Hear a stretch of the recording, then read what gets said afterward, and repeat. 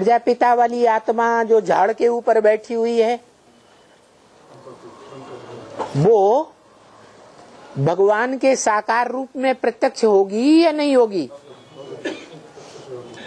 क्योंकि दुनिया की सदगति तो तभी होगी जब दुनिया भगवान को पहचानेगी। सर्व का सदगति दाता एक।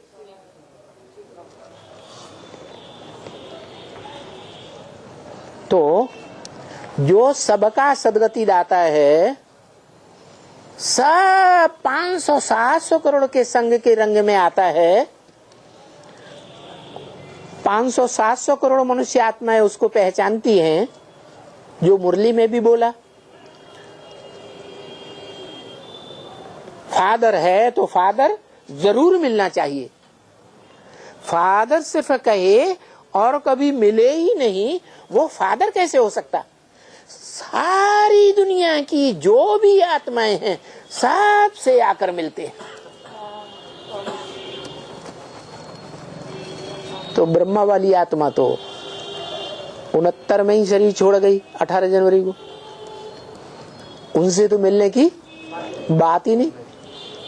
तो कौन सी आत्मा पे ये बात लागू होती है? जो पतित आत्माओं से भी मिलती है, पतित से पतितम आत्माओं से मिलती है, जो बिल्कुल कलयुग के अंत में आती हैं और कीट पतंगों की तरह, जैसे कीट पतंगे रात में दिवाली पर दिखाई देते हैं और सवेरे को खत्म, ऐसों के संग के रंग में भी आती है। और उनके साथ भी दोस्ती का हाथ मिलाती होगी या दुश्मनों की तरह मिलती होगी? दोस्ती का हाथ मिलाएगी तो कोई न कोई इंद्रियों से मिलेगी या नहीं मिलेगी? दोस्त होता है तो उसको कम से कम आंखों से प्यार से देखते तो हैं, और दुश्मन होता है तो देखते ही गुस्सा आ जाता है। तो वो तो प्यार का सागर है। कौन? Supreme soul. आता किस में है? पतितम कामी कांटे में आता है। तो वो आत्माओं से भी सुप्रीम सोल, अक्षर अभोक्ता का, और भोक्ता वाली आत्मा, उन तीनों का मेल समझो। तो वो आत्माएं जो पतितम आत्माएं, पतितम श्रेणी में खड़ी हुई हैं दुनिया की, वो समय सृष्टि में होंगी या नहीं होंगी? होंगी।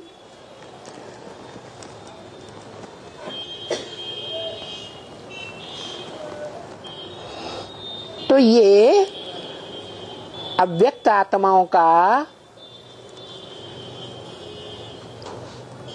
जो संग के रंग से अव्यक्त बनती हैं, अव्यक्त आत्मा नहीं बनेगी तो परमधाम जाएगी कोई है?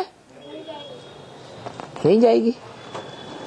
परमधाम ले जाने वालों का चित्र दिखाया हुआ है? झाड़ के ऊपर बैठा हुआ है।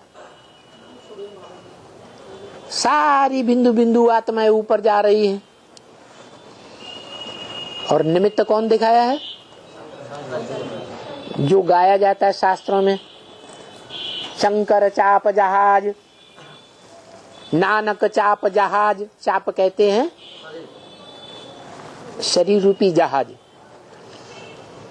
जिसकी याद में दुनिया की सारी आत्माएं खिंची चली जाती है ऊंची स्टेज में। उसी की याद में क्यों? क्योंकि वो ही ऐसा एक शरीरधारी है जो निराकार की याद में इतना तल्लीन हो जाता है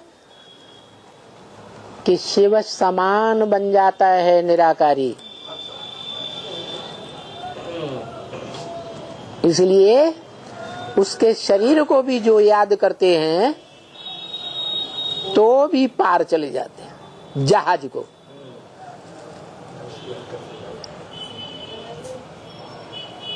नाम देते हैं चंद्रकांत वेदांत जहाज।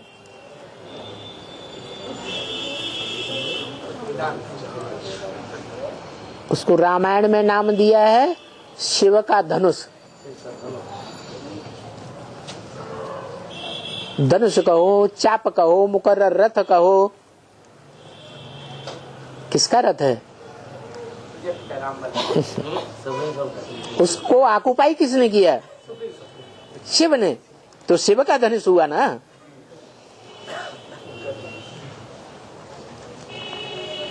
उस शिव के धनुष को राम वाली आत्मा ही क्रॉस कर देती है, तोड़ देती है, और कोई तोड़ नहीं पाया।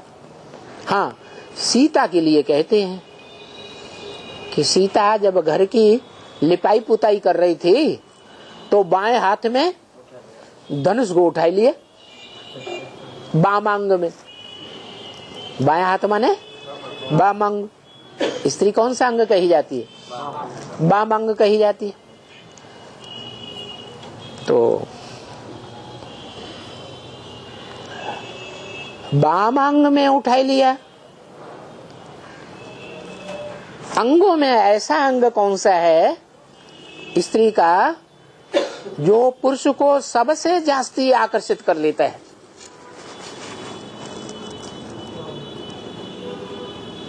इतना आकर्षित करता है कि सारी जीवन याद आती है और अंत मते सो गति हो जाती है। क्या गति हो जाती है? अरे जीवन भर उस अंग की याद आती है, अंत में भी याद आती है, तो अंत मते सो गते उसी रूप का जन्म मिलता है। नहीं समझ में आया क्या? पुरुष को कौन सा जन्म मिलता है? नारी का जन्म मिलता है।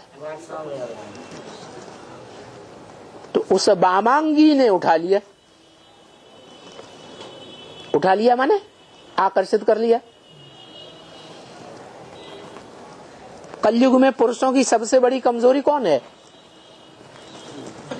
स्त्री।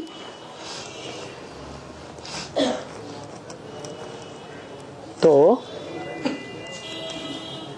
राम वाली आत्मा जो इतना मनन चिंतन मंथन का पुरुषार्थ करती है, इतना बीज रूप स्टेज में टिकने का पुरुषार्थ करती है,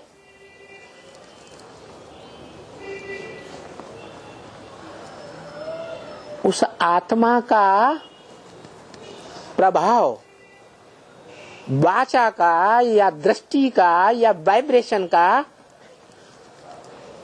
दुनिया वालों की बात छोड़ दो, ब्राह्मणों की दुनिया में भी क्यों नहीं पूरा पड़ता है, जो सब निश्चय बुद्धि हो जाएं सदा काल के लिए।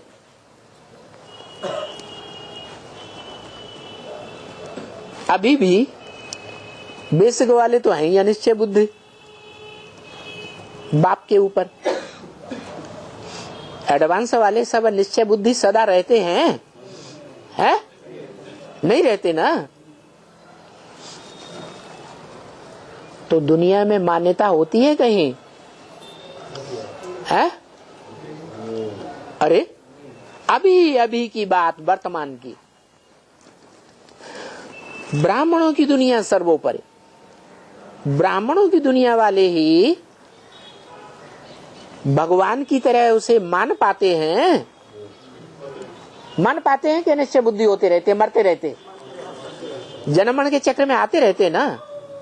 लेकिन जब वो बामांगी आती है, कौन है? छोटी माँ। तो सारी दुनिया मानने के लिए मजबूर होती है या नहीं होती है? जिस टाइम के लिए बाबा ने इशारा दिया, जो देखे इन आंखों से, जो सुने इन कानों से, दो शब्द भी सुने है, उसकी बुद्धि में दिल से बैठ जाए और सदा काल के लिए बैठ जाए कि मेरा बाप भगवान मुझे मिल गया। अब बताओ 76 से लेकर के अब तक कितने साल हो गए? 76 भी नहीं, 36-37 से बताओ कितने साल हो गए? 80 साल होने आए। अभी तक भी किसी को निश्चय नहीं बैठ रहा है? तो बताओ उस धनुष रूपी चाप कहो, मुकर्रर रथ कहो, दुनिया में उसको ऊंची स्टेज में कोई बुलंद कर सका? कर सका? नाम वाला कर सका? अरे नाम वाला तो तब करे जब खुद को पूरा निश्चय हो, पहचान हो जाए। कुछ न कुछ सबको कुछ न कुछ अनिश्चय आता ही रहता है। तो कौन सी आत्मा निमित्त बनती है? जो संसार की आंखों में उसे ऊंचा उठा देती है, लक्ष्मी।